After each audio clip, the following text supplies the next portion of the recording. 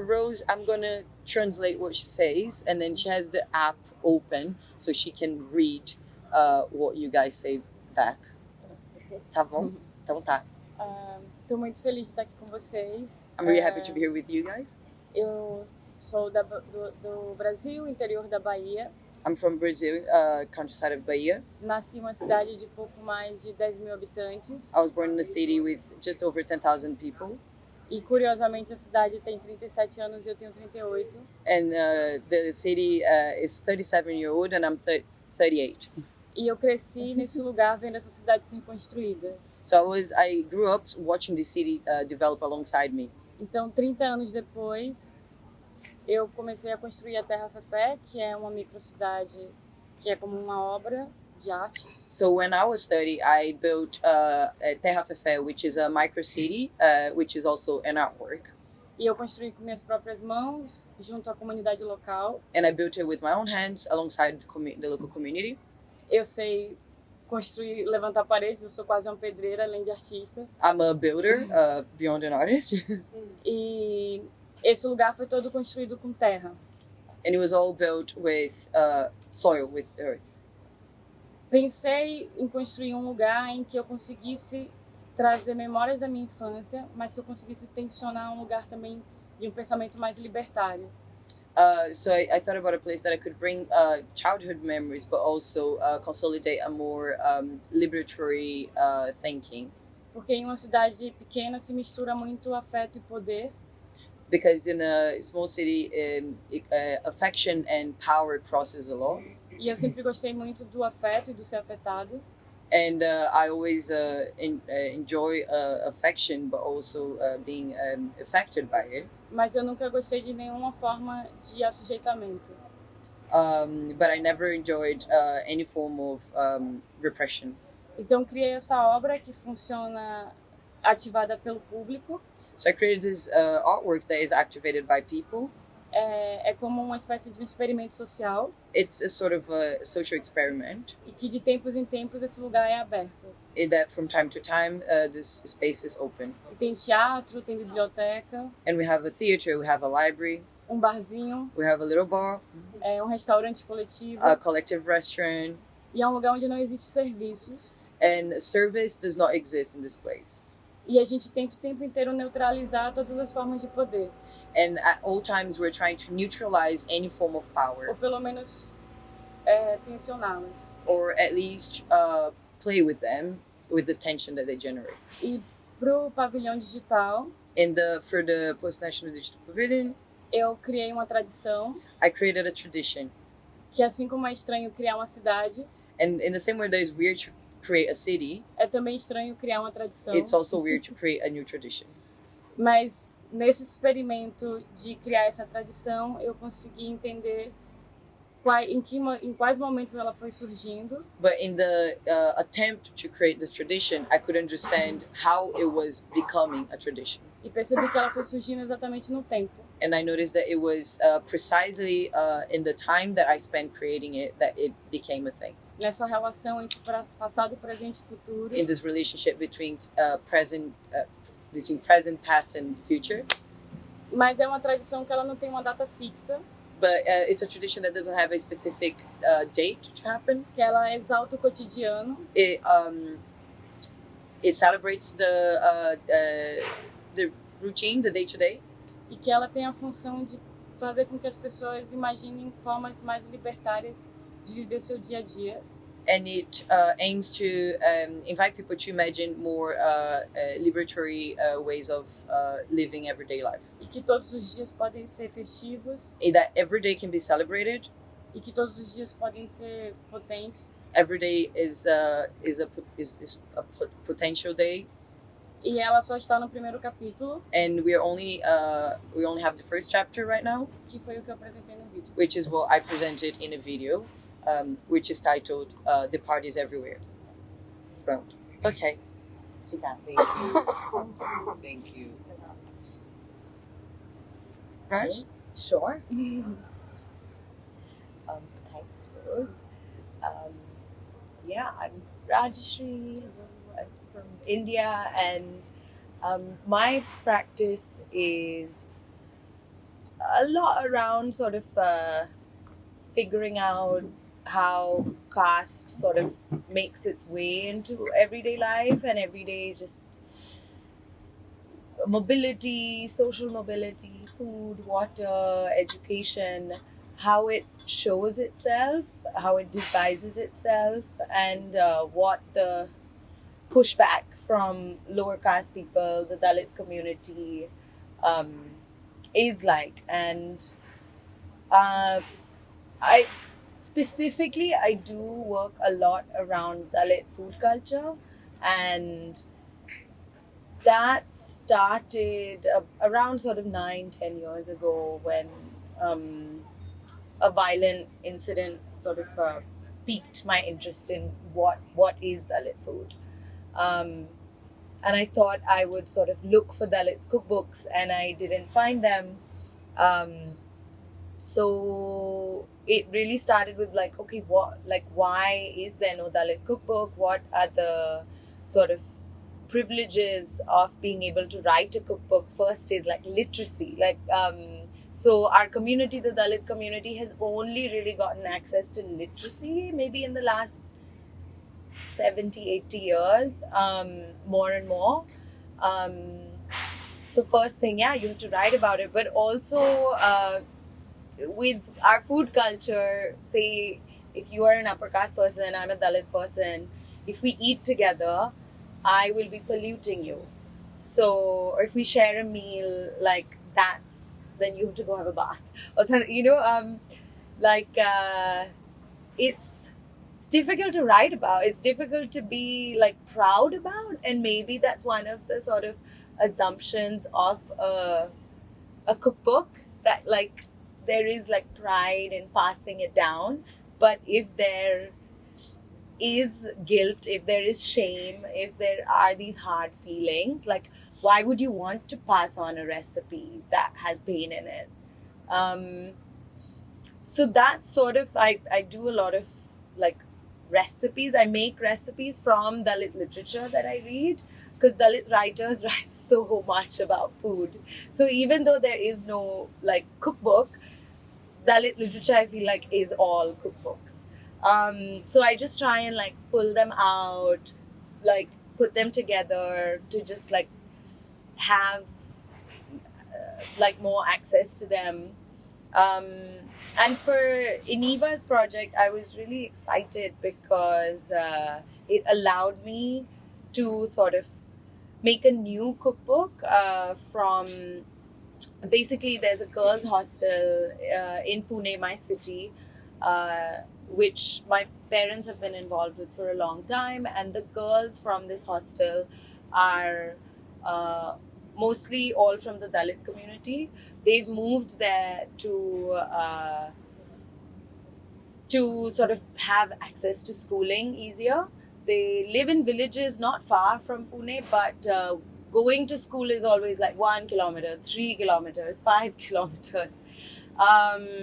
Or they have issues at home. And this hostel gives them easier access. And with Iniva, it was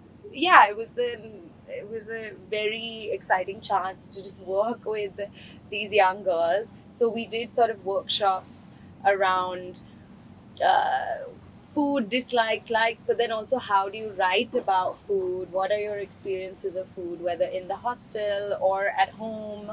What are their journeys to school like? So it was sort of over the 2 months, just visiting them, having small exhibitions, like doing like photo essays with like, how do you photograph food without food in it? Or how do you sort of, like capture the in-between bits? And as a result of that, I made a booklet of recipes inspired by all their words. And I mixed it in also with the words of Dalit female writers and their experiences of food and school. And I found it quite important to sort of merge that, because it's even though some of the writers' stories are maybe like 50 years ago, like 60 years ago, the girls now are also still experiencing similar things. So I wanted to just like play with time a bit. So I produced a sort of a booklet of recipes with their voices as well, reading it out in English and Marathi. Amazing. Thank you, and it was beautiful to hear about both of your work. Thank you. For this project, we've all been really separate, so it's been nice to have an opportunity to hear you guys speak and understand what you guys have been up to. My own project is quite loose in framework, but it's semi by intention, but semi by necessity. So I am half Welsh and half Ghanaian, and I grew up in rural Wales, rural northeast Wales, and I have recently moved back there. And since I lived in London for quite a long time, and before that I was in Manchester, and before that Glasgow. And I think as an adult I've become very used to having the convenience of Black and African infrastructure within the towns and cities that I lived in, the areas like I knew I could go to Hume in Manchester and get all of my hair products. I could go to basically anywhere in South London and be in Brixton. I could go to all the hair shops. I'd go to Thornton Heath to buy my meat. I had like a kind of, it became very easy for me to access like the Ghanaian products that I was really wanting growing up. And growing up, it was either asking somebody to bring them back from you for a long time, even bringing stuff back from Ghana. But apart from that, it'd be like if somebody's going to Manchester, they'd come back with like a wagon full of like expressions, braiding hair and kenke. And I remember my mum ordering me like very strange things from the internet. My mum, I'm mixed race and my mum's white, and she, because I'm pre-internet, she ordered me all these books about beauty for the African American teenager, and very like how to do your hair, and like she'd read them too, but they were all quite like, I don't know, they were things that I couldn't immediately access in my life. And I think since moving back to Wales, I'm just like, okay, I want some goat meat, I want some kenke, I want to get my hair retwisted, and then I'm relying on my older networks. So I think a lot of, when I began thinking about this project, I wanted to find an in to kind of explore this very kind of loose community connection. And when I thought about how most of my relationships have formed in my life, like friendships, old people that I'm just, just people who you have relationships with, and they've mostly come through the medium of hairstyling, like going to a new place or seeing somebody with a hairstyle like braids and being like, okay, who did you get your hair done? Getting that person's phone number, and then 2 hours later being in their house, like sitting on the floor, and then watching their children grow up, and then me learning to do hair at quite a young age as well. When people ask me, I'd be like, okay, I'll do your hair for you. And I started using it as like a friendship advice. If you know what I mean, like, you're lured to my house now, so let's hang out. But I was really interested in how we, as Black people, Black and mixed race people in North Wales, kind of have this sort of underground relationship, which is a lot of the time initiated through hair.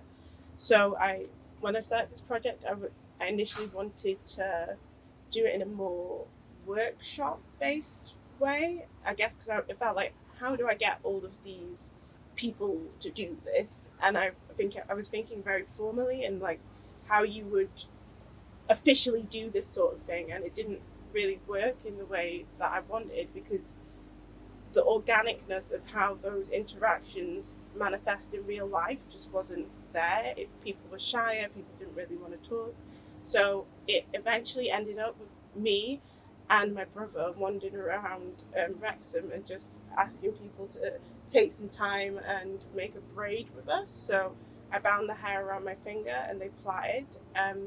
And very organically during these interactions, we talked about our experiences growing up in North Wales or moving to North Wales, about what it's like to get your hair done and not have access to products through formal networks, and also just kind of in the way that you do in real life, forming actual kind of friendships with the people I was talking about and sharing bits about our lives, about where we come from, where we live, what we do, and also how we find life in such a predominantly a community where we are so small. And yeah, it was really nice. It was like, it didn't feel like a project, it just felt like real life, which I really liked. Thank you. Thank you. Thank you. So, I guess I'm not a part of this project, but I can talk about myself. No, I'm just joking. But I was resonating with something that you spoke about when you were speaking about creating a tradition. Because a funny story is, I mean, this was also pre-internet days, pre-social media days, thank God. Or I wouldn't be sitting here today. But I remember I was young and I was invited to do an apprenticeship in South Korea. And it was the Biennale, it was the Ceramics Biennale. And everyone was performing like these amazing traditional music and dances. And they said to me, it's your turn to go up. And I thought, oh, sheesh, I don't actually have like a traditional dance or something like that, but there is an expectation. And so I made one up. I went onto the stage and I made like this Spanish Zulu like hip hop dance. It was I would have been totally cancelled. If there was social media today, I would have not been sitting here. I would have been cancelled on the spot. And I was like, out of this. Well, it's because there's this idea of tradition and validity in the world, especially as a Black or brown community. You need to always like validate your existence through a dance or a tradition or a music or a costume. You know what I mean? And I was young and I was like, oh my God, I need a dance. I don't think they bought it. Oh my God! Anyway. But my work is very much, I guess, grounded in my community. I guess through my practice, what I try and seek is a sense of liberation within myself. Because I grew up in a country and in a neighborhood and within a space that is extremely oppressive.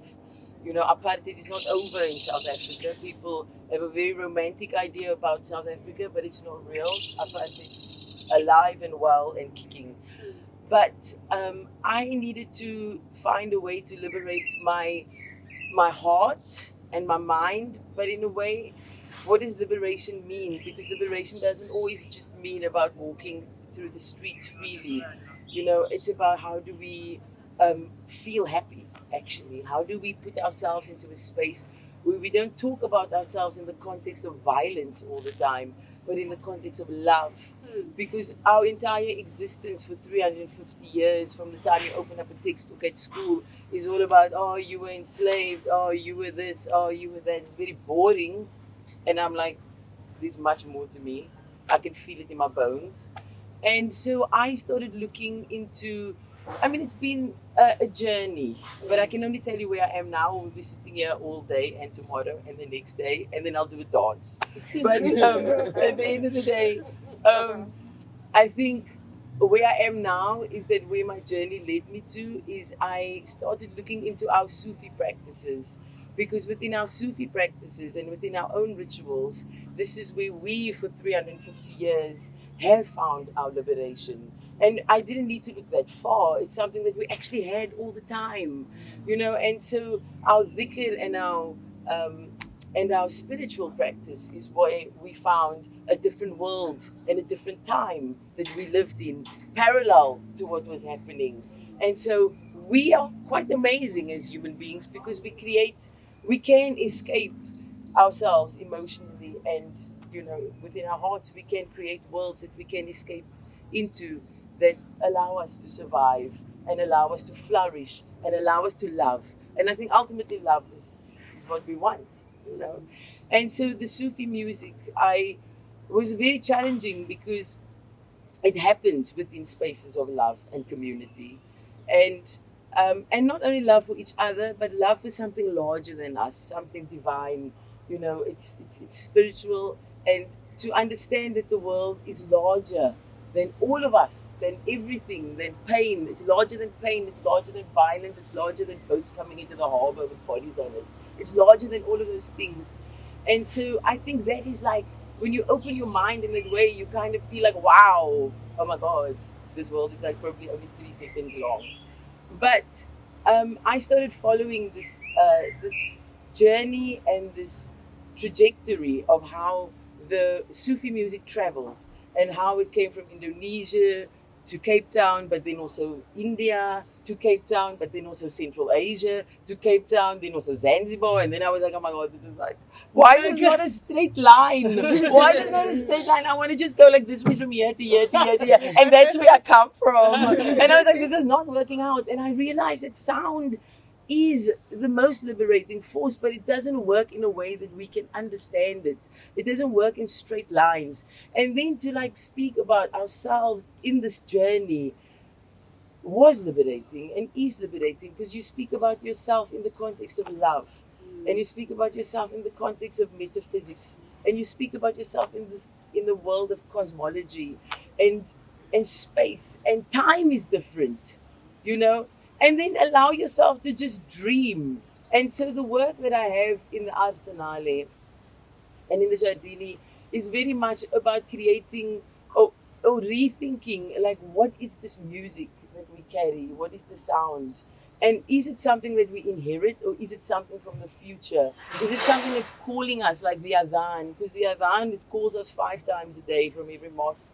It's a calling. This sound, this spiritual sound, is not something I think that we inherit from our ancestors. I actually think it's something that's being called to us from our children, and our children in hundreds of years. Because it's not something that's pulling us back. It's not a tradition. Traditions is like something that pulls you back all the time. I'm not a traditionalist anymore, guys. I don't do any dances anymore. I want to be pulled forward. I don't want to be weighted down by the past. And I want my ancestors to rest. I don't want to call them every time I have a problem. So I'm about the future at the moment. That's where I am. So this is what I do. I think. I hope. I might change my mind tomorrow and start dancing again. It's cheaper. Thank you. Thank you. And Carolina. Hello. What's your name again? Thania. Sanya. Thania. The work is beautiful. Oh, Arsenale. thank you. Beautiful embroidery. I Thank loved it. you. Thank you. It's interesting because I think my work is at Arsenale too, and it's portraying 3 sisters in the shape of seeds, and then it portrays other women in relationship to plants. But it may have something in common with yours, which is the building of a genealogy of sorts, Yeah. and how, like, my parents are from Colombia, so they're mestizo people. I can't point to my origins exactly, except that I'm a cross of peoples. But I was born in London, and I lived in London till I was 6. Then we moved to Colombia. Then I'm been living in Puerto Rico. I gave birth to my first child in Puerto Rico, so that connects me to the island a lot. Now I live in LA, but I've lived in New York too, and in Berlin. And now I'm back in Puerto Rico, and I think I'm retracing my steps to go back to Colombia, hopefully. That's what I want to do. But when we are from so many places, or at least me, it seems that building your own genealogies and your own histories is like a liberating sensation, or a place to ground ourselves in the work of other women too. For me, these genealogies always have a feminine and female, or femme, shape and life sustaining, because that's what we do. We sustain life through love practices. So, and I don't know, I think that to move forward, we have to look back. Yeah. So it's not about being attached to the back, but our cyclical times. And I know Sankofa is, a big philosophy and way of seeing life that comes from African traditions. But in the Andean world where we live, we say that what we have in front of us is the past, because we know the past, and what is behind us is the future, because we can't see it, but we can sense it. We can sense it. So I think I'm still looking back to move forward. I do too. Yeah, I know. I just wanted to make a note. Yeah. In the Arsenale, I have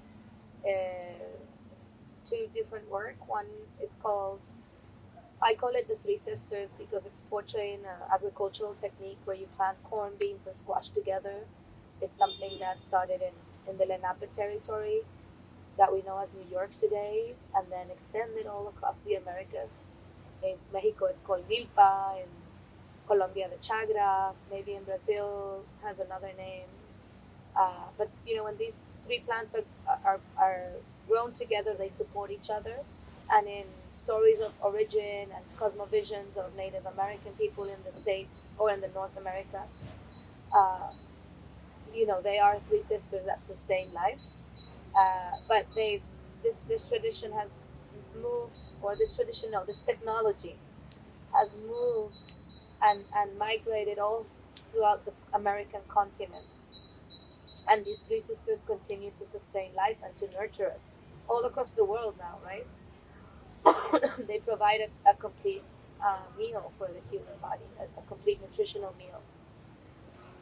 And in this seed, the seeds are carved in wood, also almost at a torso size. So it's trying to enlarge the seeds so that we can feel them as another body, almost that we could embrace them, or they can embrace us. This is one piece, and then the other, it's a series of tapestries where I portray two women, one from Alaska, the other one from the east coast of North America, and then there's another tapestry in honor of Japanese women who were interned during concentration camps in the Second World War in the United States. But they all have relationship to plants as a technology of survival, of liberation, I think, of nurturing life.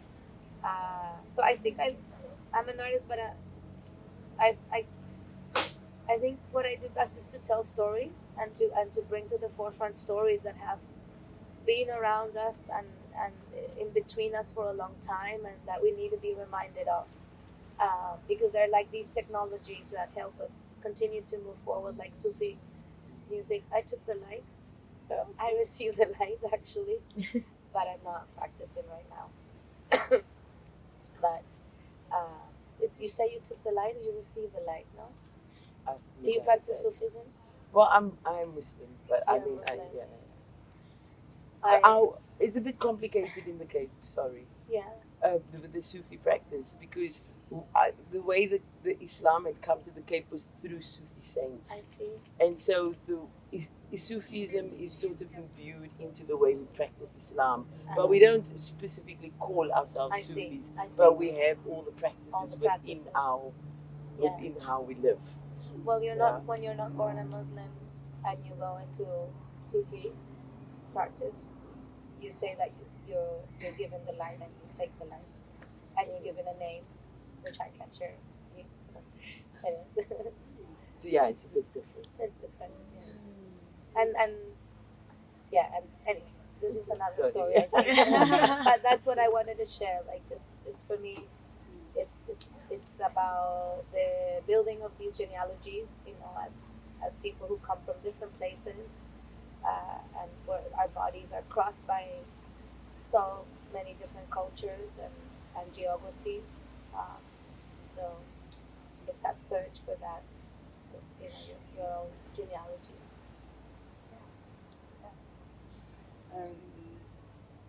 I think also just thank you. It's like such a beautiful introduction to all of your practices. I'm going to introduce myself so that I put into the circle, I guess, the same energy. I've been thinking about this title, like the messages in the pattern, and thinking about what the patterns of our lives are. So some things that seem to go around and come back again. And what I'm referring to is some of the practices maybe that I may have developed from my parents that I didn't even realize was a practice, and the ways in which we carry knowledge, and the ways in which we share knowledge. And for me, this is also about making kin. It's about identifying certain practices, and the thing is that as you're growing up, you just may assume that those practices are just your own family. But sometimes when you share, you find other people have similar practices. So in that way, I just wanted to acknowledge,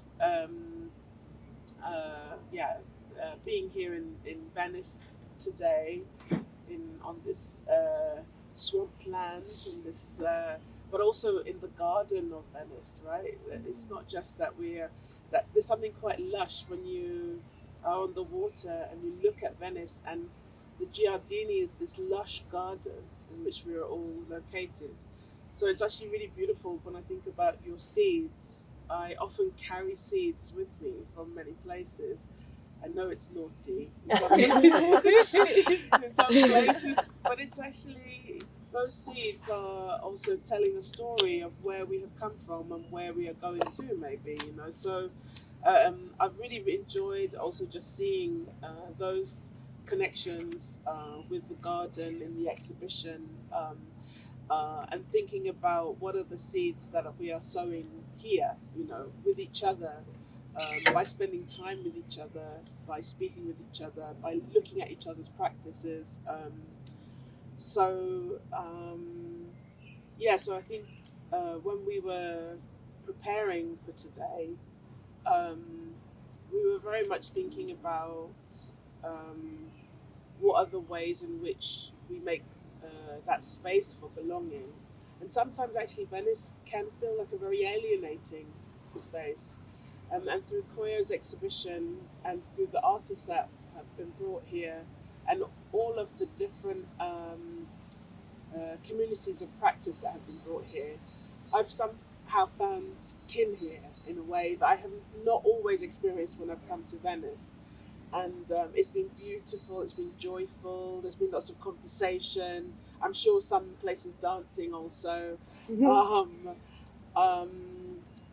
And I have to say that there's something quite liberating in being able to be yourself, because in the island of UK there's a lot of we are multitudes, but we're made to believe somehow that there is some sense of some origin in terms of a kind of purity, or there are certain people who belong and some people who do not belong. And I think our constant movement and shifting as people, and the ways in which stories are carried and told or retold, is something that I always take pleasure in when I look at artists' work, because for me it's like you're telling me a story. And so I was just thinking about, I've just been thinking about that recently, just thinking about what is the message that is being told and retold in the works that are being shown. And I guess also in that way, I've also been thinking about this constant displacement and movement, and what it means then to try and find a place that you might feel that you belong to, if there is this sense of either being told that you don't belong, or being oppressed or separated in terms of community. Or so what are the practices of belonging?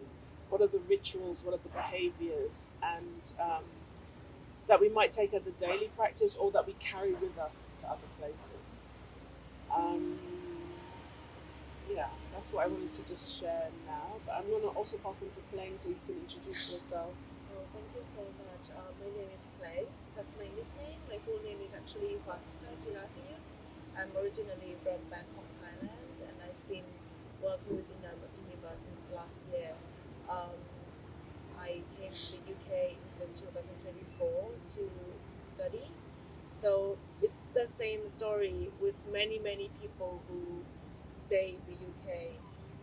We come here to study and we want to share our stories, want to get engaged with the community, and to find out actually if we can actually belong to another place that might not be the place you were born in or lived with before.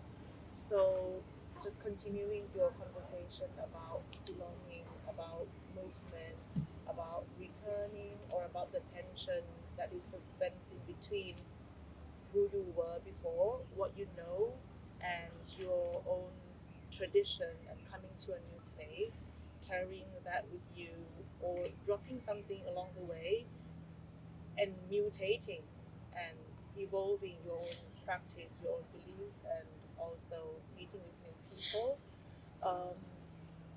Myself, I'm Thai Chinese as well. My ancestries came from China, so I'm just realizing that now as well, that I'm finding out more about myself when I'm in conversation with other people and learning about what they've been through and other cultures, being exposed to many cultures.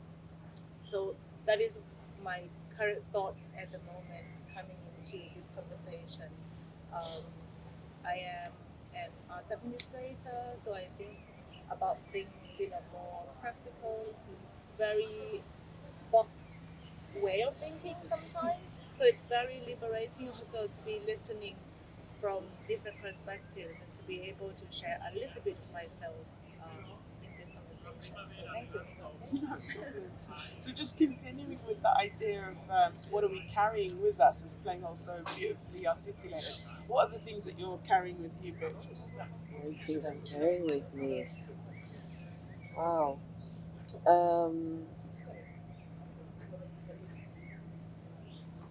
I mean, immediately I'm thinking of love, but I think that's been spoken about, and I think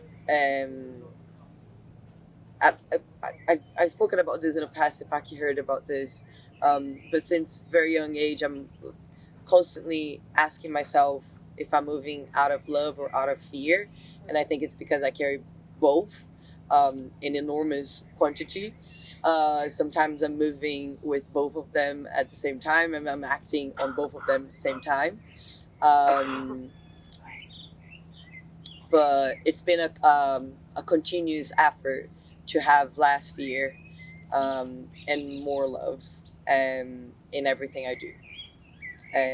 So including this very moment, yes, and a lot of gratitude, especially right now, and gratitude for being able to acknowledge also the privilege that it is to have this conversation, to hear from people, to hold this space, to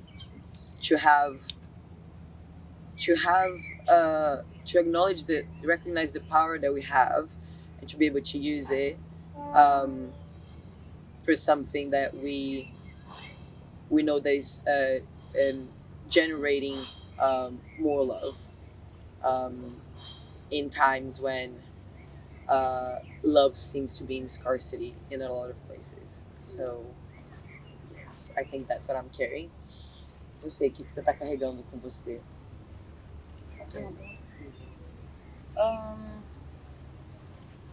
Eu acho que só pelo fato de eu estar falando português, eu já carrego português do Brasil. Eu já carrego ali o meu território. I think just the fact that I'm speaking Brazilian Portuguese, I'm already carrying my territory with me.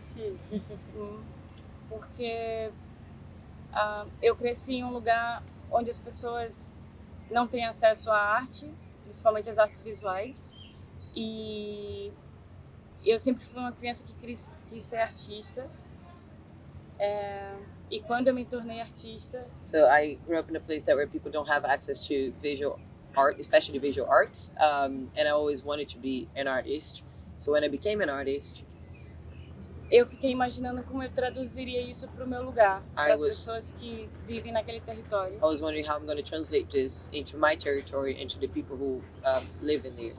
Porque eu sei que a arte pode ser sentida, a arte pode ser experienciada de várias formas. I appreciate art can be felt and understood in several different ways.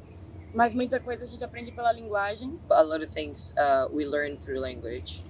E eu me sinto muito feliz de poder estar aqui com um trabalho que traz também essas pessoas um pouco mais para longe de onde elas estão, mas para perto também. So I'm happy to be here and bringing this work that carries with it the people who are now here, but also from afar.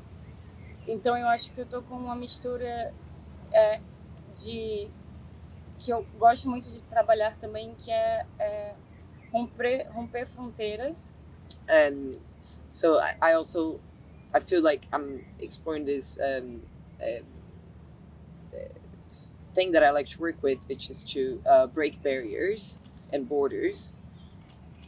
E que talvez todas as coisas que eu acredito e todas as coisas que pulsam dentro de mim, elas possam caminhar junto, independente das limitações.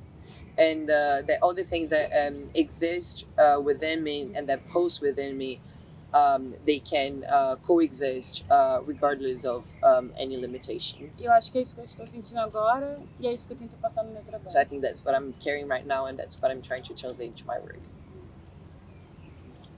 Wow, how do I follow that? I don't have to. We can open it up. Should I? Try. Well,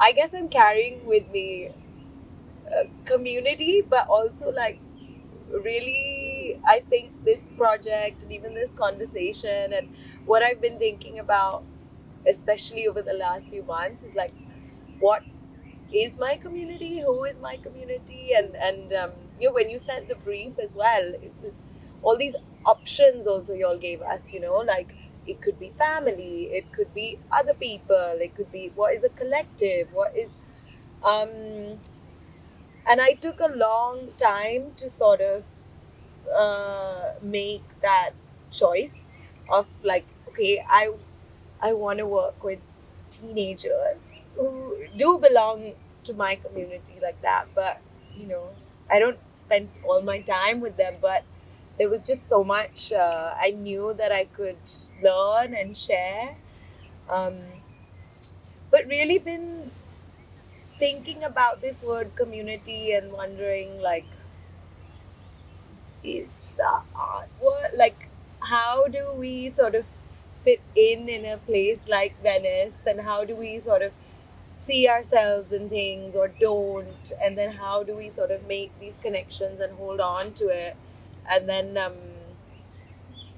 how do we sort of keep it going, or does it need to keep going? I don't know, I've been sort of questioning everything, but I think like you also sort of moved back to a rural area. I think this project also made me sort of go back to my hometown, go back to where I feel comfortable, and also, but like there is a discomfort in going back as well that I just needed to address, and I used this project as like a way to, you know, there are these hesitations, there are these sort of like, will they accept me? Am I different now that I don't live there anymore? I'm also, you know, I'm half Dalit. I'm not like, what is this sort of, how do you belong to your own community, and what does that even mean? So that's what I'm carrying. I think for me, I have like a nice and a lucky perspective on this. I think some of it I'm autistic, and I don't feel like I belong anywhere or nowhere, so therefore I feel like I belong everywhere. I don't think I've ever like looked at a space like, oh, this isn't for me. It's like, I'm here. So I don't really need to think beyond that. Like, so when I moved away from Wales when I was 18, and like the first thing I did was I was like, I want to see the Northern Lights, so how am I going to do that? And then I found a job as an au pair online, and then just moved there, so I was just in northern Finland with all these people staring at me, and I had like a huge blonde afro at the time, and I was just like, hi guys, like, and I don't know, I feel like, but then I think being like, not necessarily mixed race, but bicultural is a part of it. Like, I feel like people are mostly the same everywhere when you scratch even the tiniest bit beneath the surface, and I'm always looking, I guess, well, and not necessarily looking, they're just there. There's points of convergence and connection between the two cultures that I grew up in, and like even like really silly things like my grandparents on both sides. So my family are first language Welsh speakers, and I went through Welsh language education, and my great grandmother from Anglesey, which is a small island off Wales, would call herself a pensioner as opposed to a pensioner. But then my granddad in Ghana would use the exact same language, pensioner. So I thought it was just the word, pensioner. Like, I think, and I think particularly when you come from old and traditional communities where people are very kind of stuck to a way of life that's often focused around agriculture, like, people are just the same. Like, there's not, unless sometimes when I go into like central London, but I think apart from that, most people are the same everywhere, and I think the idea of difference is what holds us back from connecting with other people. But I suppose as well, because I grew up in a place where, and in a school where there was only 2 people who weren't white, and one of them was my sister, I was just like, okay, I'm different from everyone, so it doesn't mean I know they're not different bad. So it was difficult, I think, at a young age to learn that to some people I was different bad, but then I was like, you're just really weird and mean. And I never wanted to be part of the collective. I never wanted to be a majority. I didn't really think of myself, I didn't really perceive myself as being anything. I was just there, if you know what I mean. And that's how life works for me. So I think I don't carry very much. I am quite an anxious person, but I don't carry any kind of preconceived notions about who people are or what they should do or how they will react to me or how I should react to them, because you just I don't know, you can't tell what other people are thinking. Like, it's too difficult, I think, to live your life considering whether you will be accepted by others, and also it's just like really boring. Like when I really tried, like when I went to art school, because there was like the first, like, I barely went to high school, and I left school when I was 16 with, I had GCSEs, but I didn't do A levels, I didn't do all of that stuff, and then I suddenly was like, when I went to uni, there was all these people who had all of this like stuff, and I'm just like, hi, I'm here, and it's kind of like, oh, I need to be a fake person, but I can't really do that, and it doesn't really work. So I don't know, not in like a rude way, but I don't think I carry much apart from joy. And you carry joy, and also anxiety, but also joy. And it sounds like openness. It sounds like you also carry openness with you. Well, yeah, but that's like a natural state of being, and I think all humans are actually like that until someone tells them not to be. And I think there's a lot of propaganda to make us not open to other people and fear difference, when people are actually just the same everywhere. Like, everyone's got like a batty old grandma, everyone's got all this, there's so much of, and that's a part of my work, continuing like the work for the project. It's little bits made up from all different references that have made up my life. Things inspired by things people said like 20 years ago. Like, we are all like a makeup of who we are and our lives and what's around us, but no one is that different to us. Like, people are the same, and I like that.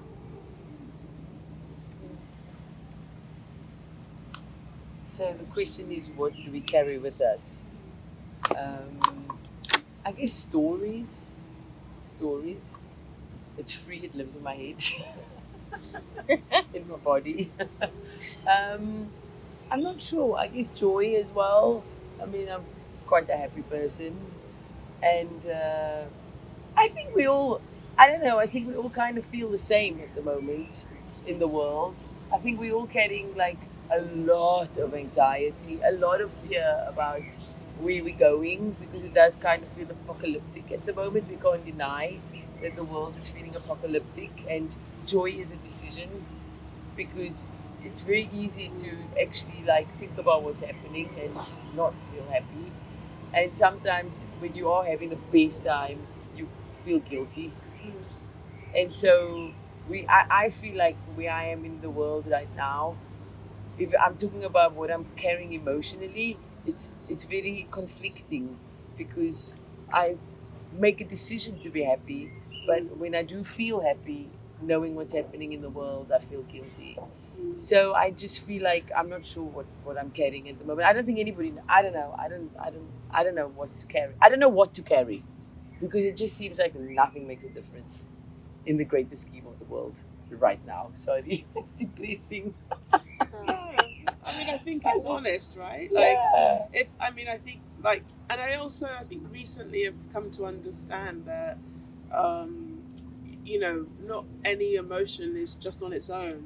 So, like, if you're carrying joy, you also can carry sadness at the same time. You know, that those emotions are not necessarily that you're just lost in the sea of joy and not aware of like, you know, that there is going to be an edge of sadness. So I think it's also important to recognize, or maybe even just to value like that complexity that you're holding, right? Because even being in Venice, you know, speaking about being in Venice, it's so complex, you know. Right. At one stage, you're like having the best time, and the others hand you like, what is this fascist, nationalist propaganda that we're participating in? You know, should we actually, as African people, should we be here? Should we allow ourselves to be part of a system that creates hierarchies that always makes us look like we're not the tastemakers of this world, when actually we are? Just saying. joking, guys. No, but you know what I mean. But then I came here, and that is something I did carry coming here. I carried a lot of hesitation, you know, because I love Koyo, and so my decision to be here was because I trust her, and I trusted her. And when we got the invitation, I had a trust that she would not take us to a place where we are going to be put into a position of humiliation. Right. Yeah. But of course you live with deep hesitation, because you like, firstly, whenever I come to Europe, I have a hesitation. I'm always like, I hate Europe. Why am I going there? I don't want to be like, oh, I want to go to Europe. No, I hate going to Europe. It's like, why am I in this old place? And then, like walking out in Rome, I was like, Jesus, it's so heavy. I mean, like, can I just go to the beach?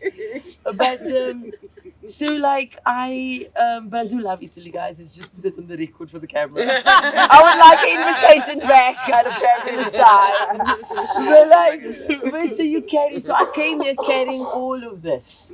And I came here, and what I did find is that everywhere I go, and I saw my people glowing, shining. I walked through the Arsenale, and I'm like, oh my God, I saw Zeni's work. I'm like, wow. I'm like, wow. I mean, like, and against all odds. So, and then I changed my perspective. You know, I was like, yeah, we're in this fascist place. But then I'm also like, but it's against all odds, because they don't actually maybe want us here even. But look at us, and we come here and we're like, wow. It's like everyone's walking around and everybody's like shining, beautiful, dignified, proud, and don't even want to be here. Yeah. That's the best part. Everyone's like, yeah, okay, it's fine. 1 week. You know, it's like, it's cool. And so, yeah, that's all the things I'm carrying right now today. A lot. That's cool. You said a word that I wanted to say, that I think I carry, and I feel that all of you are carrying dignity. We're carrying it. Otherwise, we would have not accepted that invitation. We would not be here in conversation with each other.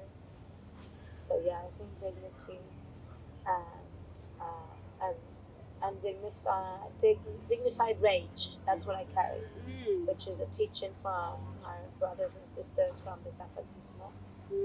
Yeah, how to carry dignified rage. I think that's what I've carried since I was born. Inherited some sort of rage. I think that's kind of my protection. Escudo, or I'm staying in the Scudi, Calle do Scudi, which means the shield street, and I love that I stay there because you do need kind of shields, and I think that the shields that shine in a way and reflect back whatever evil people are trying to send to us. So carrying the shield that reflects back the evil but lets beauty through, and I'm carrying this dignified rage that just keeps me going. Oh, those are really wonderful things. I'm trying to think what I'm carrying. And obviously it's so nice to ask the questions, but then I'm just thinking about, I don't know, there's a lot that has been said here in terms of like what it means to belong.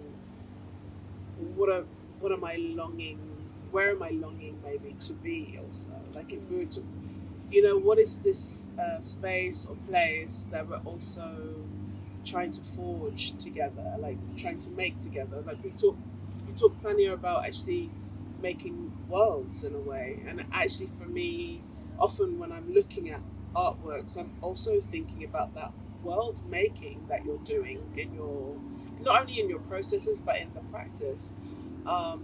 In Rose's idea of making a tradition,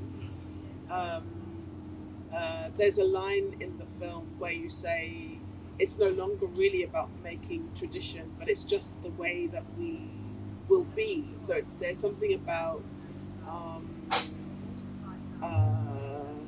I don't know, these practices that become embodied, that become ways of being, and maybe that's what we're also carrying with us, is like this hope. I think I'm carrying hope with me, maybe. But I just want to turn for a moment maybe back to your processes in your making, because we see the final result, right? And of course when things you can sense there's like a amount of labor that has gone into the processes, but I'm curious, I guess maybe in some ways, I don't know if there's ever a starting point, but maybe I can be cheeky and ask that question. What has been the starting point, if you can identify it? Maybe it's a number of different things that came together at the same time, but what has been a starting point, maybe? Are you happy if we go back this backwards? way? Yeah.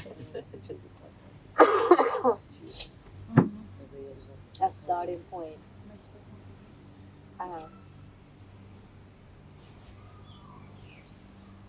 Can I say one thing? Because before I saw the sculptural works of these three seeds, the work that I knew from you looks very different than I had seen previously.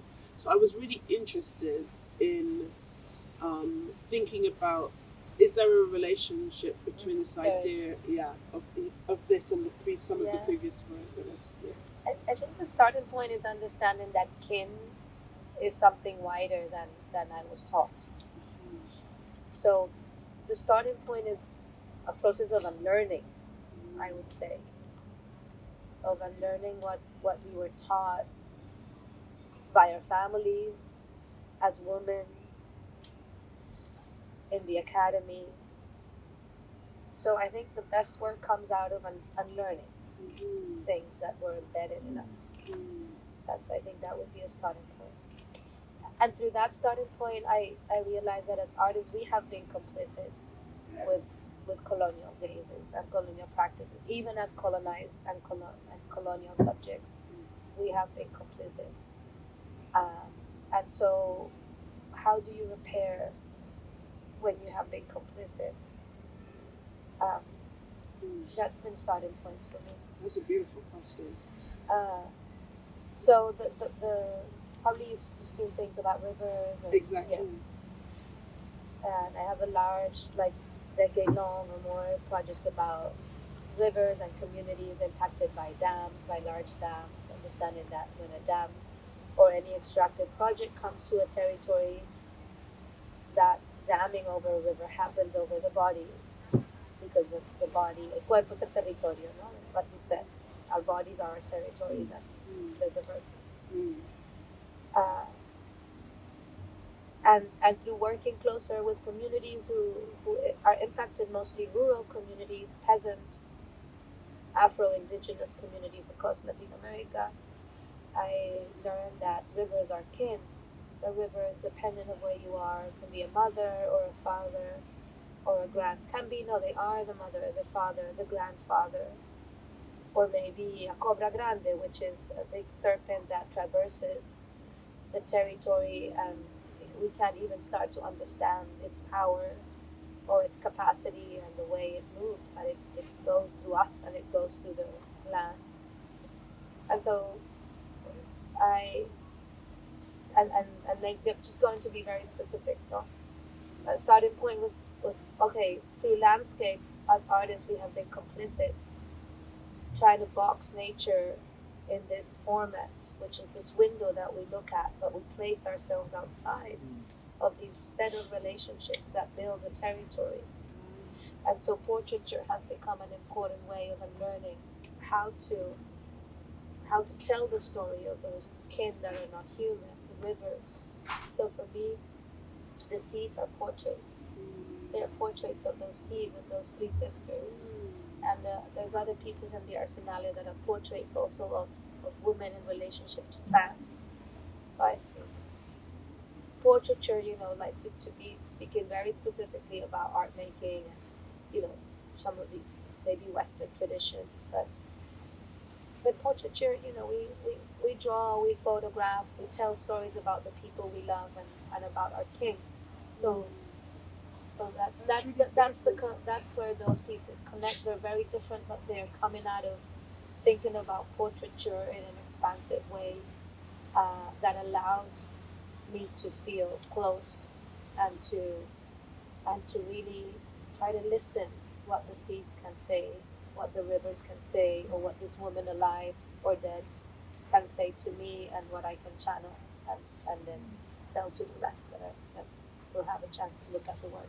So it's also in a way maybe of repairing a relationship, which is actually really incredible. Also, that shifts the way in which we might see something like a seed. Right. Like when you talk about it as kin, that's a very different relationship maybe to one of owning that seed, right? So thank you for that. That was a really beautiful way to start.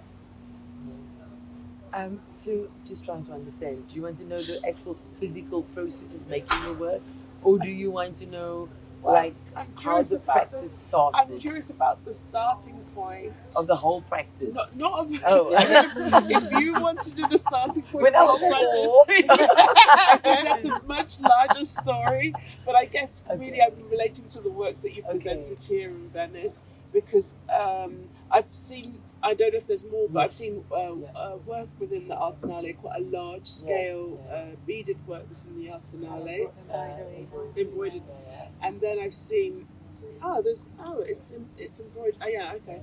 And then I've seen smaller pieces, but here in the Giardini. So I'm just curious about, of course, when you look at this, for me, when I looked at this large work, I thought, where do you begin? What's the start of this process of your thinking for making this? I definitely can't do it on my own. That's not a possibility. But I mean, so something like this. But I think everything that I do, it always starts with a performance, and the performance is not always public. With this was actually a public performance at rehearsal, which we were doing. But often when I kind of dreaming up or trying to figure out, it starts with the music, and sometimes I work with dancers. With this, I work with the dancers and musicians. And I started off with musicians who play instruments from particular islands in Indonesia that we have ancestry to. And they are Sufi musicians. And they came to the Cape, and we were rehearsing, we were playing music, and we created a dance. I worked with dancers to try and figure out a type of a mythology, because I need to get the story out of my body, but I can't dance, as we know. So somebody else has to do it. So I tell them the story. Okay. I tell them the story, and together we make the music. We hear the story through the music. I direct it. I always listen to each instrument very, very closely, and I work very closely with an amazing musician in Cape Town, Hilton Schilder, and he's a legend. He was like an apartheid resistance musician, and he was part of a group of a lot of musicians that were forced into exile. But I'm going off the topic. So what we do is that I listen to a lot of the instruments, and then I compose the music with them. But I don't have the language, and I can't write music, so I'll be like, 5 more of that and do that and make it a little bit higher. You're and making then a can recipe. you? Yeah, I make a recipe. Yeah, we're cooking. Yeah, we're you're cooking. We're cooking with gas. Yeah. And then and that's how it becomes. So the embroidery is the very last thing. Moment. And then that performance then became a film, which is then animated, because animation allows me then to do things that I can't physically, or the dancers physically actually do. So the film has like these animated, with my children also act in all my films, my husband, my mother, everyone. Free labor, we'll take what we can, there's no funding in South Africa. And so the film then, it became a film. And so we play out all these parts, and then the process is that it then becomes the embroidery. But with the embroidery, I started working about 15 years ago. So I come from a community that was, of course, brought from the Indian Ocean, and was specifically brought to build the textile industry. So many artisans from India, many artisans from Indonesia were brought to South Africa to particularly build the textile industry. And we had a very amazing textile industry with incredible artisans. And in 1994, when the sanctions were lifted, or 1993, when the sanctions were lifted of our country, our entire textile industry collapsed, because the white factory owners then could have the stuff produced cheaper in other places in the world, and every single artisan was left with no work and actually banished, now without money, without work, back into the Cape Flats, where they were removed to by the apartheid government. So there's a lot of romance about South Africa and post-apartheid living, but the truth is that people are suffering and continue to suffer, and things have gotten worse. And so I was like desperate, because I come from this community, of textile producers, and I was looking everywhere, and I was phoning up aunties, but they were old, and I was phoning up cousins, and I mean, sometimes it was amazing, because they were like, Thania, we're not sewing, we are lawyers now. Yeah. And I was like, oh, sorry, thanks. But I mean, like, I think sewing would be nicer. Anyway, so I had to go on this journey to find. And I was desperate to try and reintroduce our skills back into our community. And then a friend of mine who moved to Durban, phoned me and said, oh, I met an amazing man, and he's actually from Lucknow, from Uttar Pradesh. He's from India, but he had moved to South Africa 30 years ago. But that's another story. And I met him, and then he said to me, okay, fine, I'll help you, and we're going to do this together. And we worked very slowly. I mean, it took us a year to create each piece, and we kind of also tried to be very creative and formulate new sort of techniques, and we worked for a solid. But then I became very popular, and people wanted more things. Sorry, I'm just joking. But the shows got bigger, guys, and we couldn't make as much work as we needed. And then he suggested that we go to his family in India, and then we started. And then I went to Tunisia as well. And I guess the romance in my head is that I really wanted to create all my work as a collaborative work across the Indian Ocean basin, in which my ancestors had all come from. So I started working with embroiderers in Tunisia as well, and Syed took me to his family in India as well. The last trip wasn't that romantic though. It's real. She real. was there. I was like on the phone crying every day. But you know, we work real. We work real. Yeah. And then of course the musicians that I work with in Indonesia, and this is how the practice is then formed. But it's not something I can even do on my own. It's many steps, and it takes a long time. It's a long process. So you're kind of building relationships actually as you're going through the process of making your work. Yeah.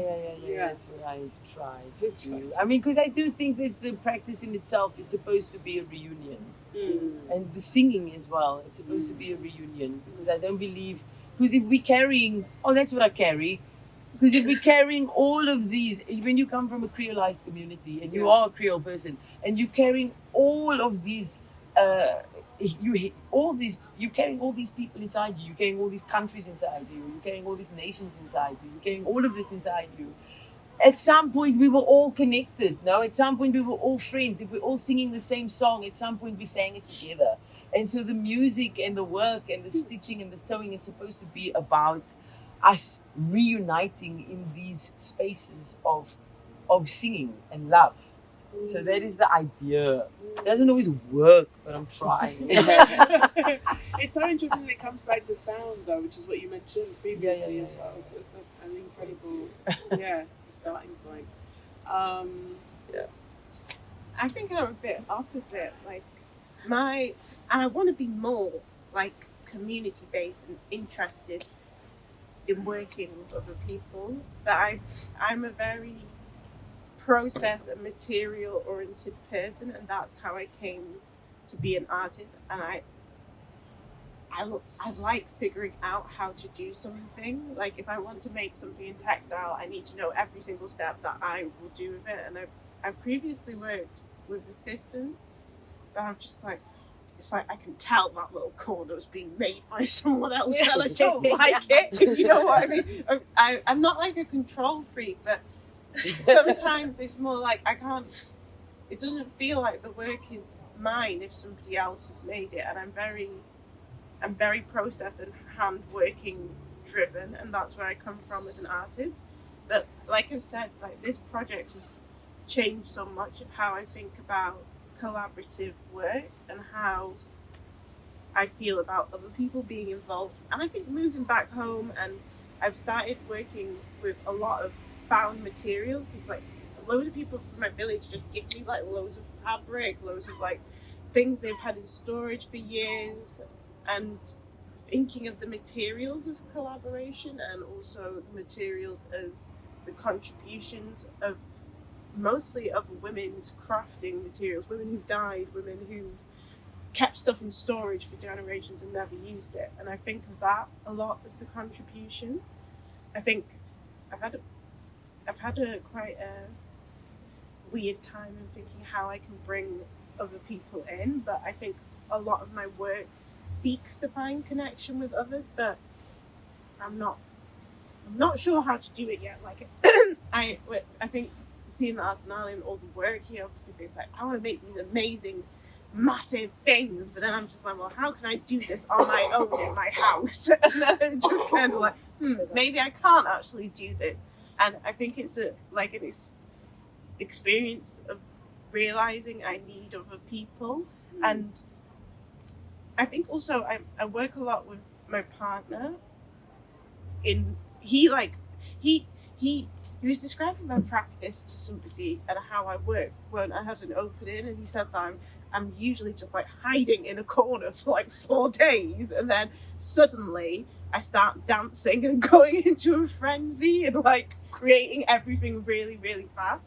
And he says that like even like me, he can tell when I'm about to do something, like because I'm like I'll play on like my Nintendo for like 4 days and then suddenly like make 7 pieces of work within 2 days, and it's but the materials are all ready, and I think him facilitating the way that I work by just making sure the spaces are tidy and also like I have all the things that I need, otherwise I would just end up like demented in a pile of like fabric and yarn. But the starting point for me is always like, I want to figure out how to do this specific textile thing, and then a million things tend to come from that. Like, if I'm making a show, which I am at the same time as making this work, usually the first work sets how the rest of the work's going to be, but I take months with that first work, and then everything else comes more quickly.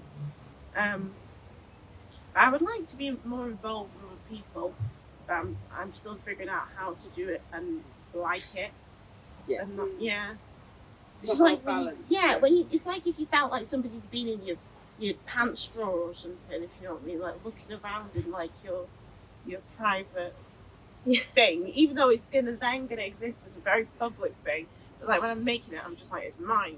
Keep away. And then also like even like when people come to my house, I turn everything around and I'm just kind of like it's mine. And I think and also I when I left school when I was 16, I dropped art when I was in year 9, so when I was like 13, because it wasn't very good at school.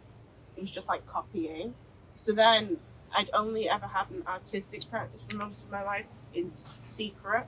And then when I showed one of my friends, she said it looked like that scary doll that Phoebe made on Friends. Like it's like a mannequin poking out of a frame. And I was like, I'm never showing anyone again. So for me, like university was like a kind of an exercise in like, I suppose, exposure therapy. So I kept like putting all of my work on the walls everywhere and just like within my studio area, and becoming comfortable with people looking at it was a big thing for me. But I think I liked this because I realized I need other people. Other people are nice and nice to be around, but also like it's cool to be around other artists. But then also I feel like maybe it's a secret sense of like maybe imposter syndrome, like, okay, this person's in my space and I need to act like I am a professional artist, and I'm more just like there in my pajamas, like sewing for like 20 hours. I don't know. But yeah, I think that's my starting point. Yeah. I guess my starting point would be just figuring out like where to look, like where to like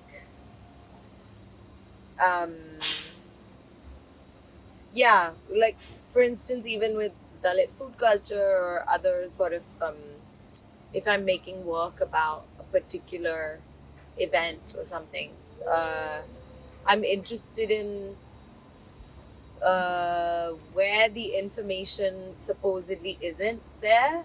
Like so much of our histories like just haven't been documented and like have not been able to be documented by us because of this like cutoff to literacy, camera, but there's always something that exists, and so where is it that it exists? So if it's not in a formal archive, can it be on Google Maps, or can it just be around on the earth, or like can like other materials or other spaces like have the information that you might be trying to find somewhere else? That's well, it's also, it makes things like quite flexible for me because I didn't have an art like I don't have like a particular practice, and so maybe also like anthropology, sociology, but also maybe like guilt and like feeling like, okay, I can't make a work like from scratch without trying to find out everything that can possibly be there to inform it first, like even when I thought about food thing for like 10 years ago, it was like, can I make a Dalit cookbook? And I'm like, no, like that's not, let me figure out sort of how people have done it before in whatever way, and then maybe in like 20 years I could make a conventional cookbook. But I think until then I feel like I need to just like gather all of it and at least like provide that information out there. Yeah. Então, ponto de partida do seu trabalho. Desse trabalho. Desse trabalho específico. Tá.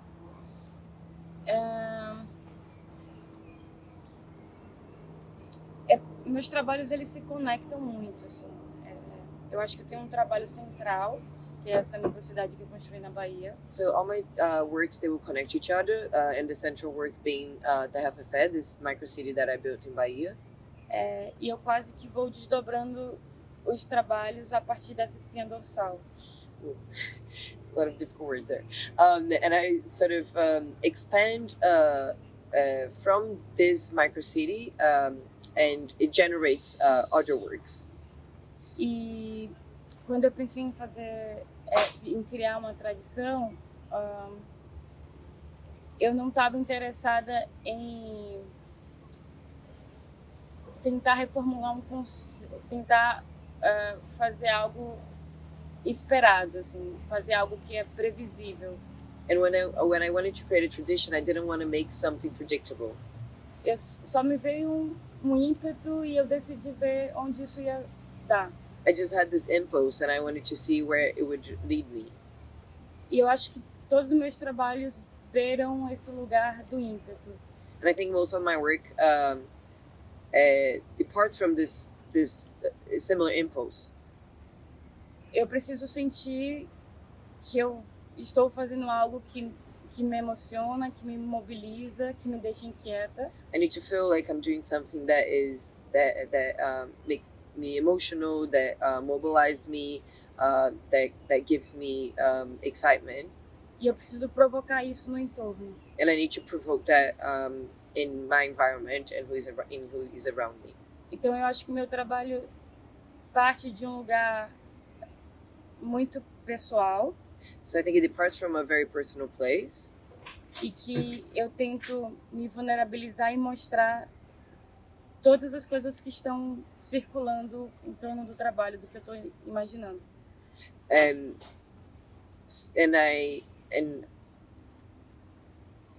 Desculpa, você falou um lugar que faz vulnerável. Do meu íntimo. Yes. So and I need to show that I'm vulnerable and that and show the intimate feelings that I'm having and that are coming across in the work.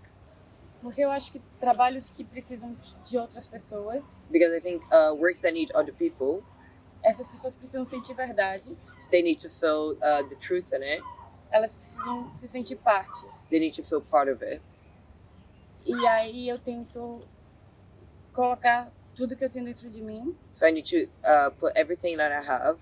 E extrair essa verdade também do outro. And also algo genuíno. Yeah, and then share this genuine sentiment with the other. Yes. We're coming to the end because we've actually been speaking for like close to an hour and a half. Yeah. Oh. Which I didn't even realize the time was disappearing. But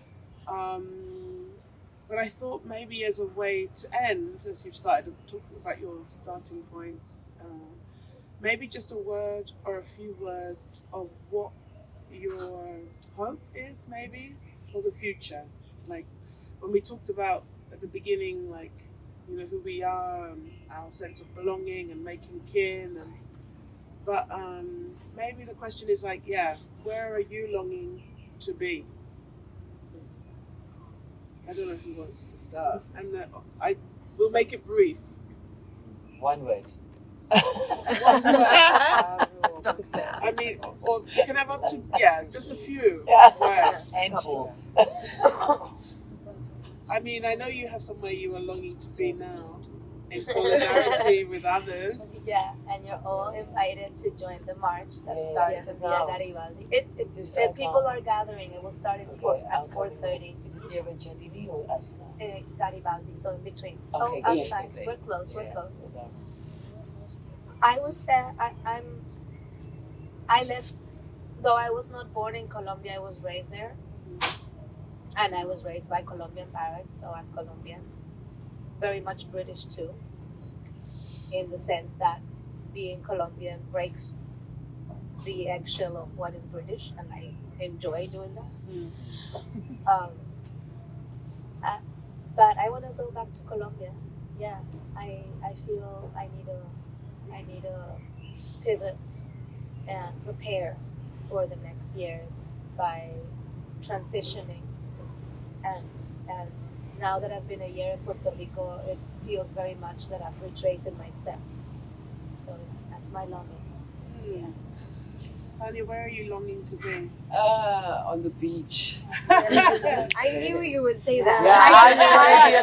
I knew. The world makes sense when I'm on the beach. Yeah. I'm gonna be there, and then everything makes sense, and I'm fine. But when I'm feeling overwhelmed, the ocean is so big. Yeah, Yes. exactly. How do you ever? How can you feel? You're just like, that's where I want to be.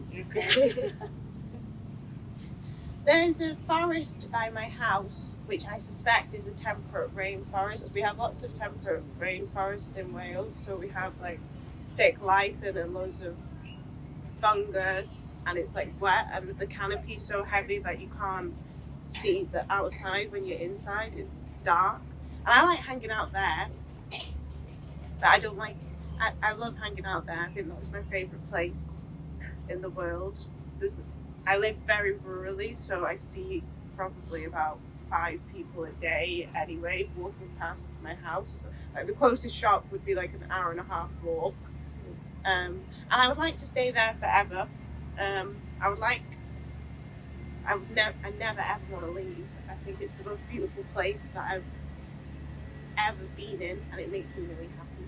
Yeah, that's important. Yeah.